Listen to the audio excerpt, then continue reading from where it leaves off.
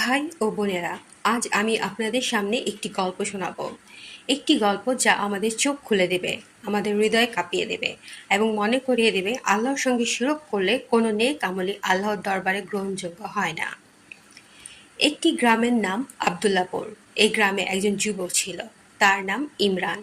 ছোটবেলা থেকে ইমরান খুব সৎ ছিল, নামাজ পড়তো, গরিবের সাহায্য করত, রোজা রাখতো, এমনকি তার বাবা মায়ের সেবা করত। গ্রামের মানুষ বলতো ইমরান সত্যি আল্লাহর একজন ভালো বান্দা। কিন্তু সময়ের সাথে সাথে তার জীবনে এলো কিছু পরিবর্তন।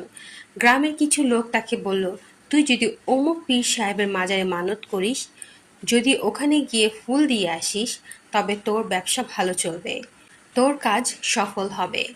প্রথমে ইমরান রাজি হয়নি, কিন্তু লোভ ধীরে ধীরে তাকে গ্রাস করলো। সে ভাবল, আল্লাহর কাছে তো চেয়েই যাচ্ছি, একটু এই পথ চেষ্টা করি না হয়। ফলে সে মাজারে গিয়ে মানত করা শুরু করলো, ফুল দিল, এমনকি মনে মনে বিশ্বাস করতে শুরু করলো যে এখানকার মৃত মানুষই তার দোয়া কবুল করিয়ে দিচ্ছে। দিন যেতে লাগলো, তার ব্যবসা ভালো চলতে লাগলো। ইমরানের মনে হলো, হ্যাঁ, মাজারই আমার উপকার হলো। কিন্তু সে বুঝতে পারল না তার নেক আমল ধ্বংস হয়ে যাচ্ছে।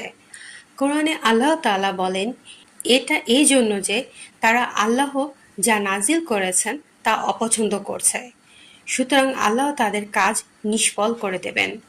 সূরা মুহাম্মদ আয়াত ৯। ইমরানের নামাজ, রোজা, দান সদকা সবকিছু আল্লাহর কাছে শূন্য হয়ে গেল। একদিন গ্রামে এক আলেম এলেন। তিনি জুমার খুতবায় বললেন, হে মুসলিমগণ, তোমরা কি জানো, শিরক করলে তোমার কোনো নেক আমল কবুল হবে না। আল্লাহ বলেন, যে আল্লাহর সাথে শিরক করে আল্লাহ তার জন্য জান্নাত হারাম করে দেন, তার আশ্রয় হবে জাহান্নাম।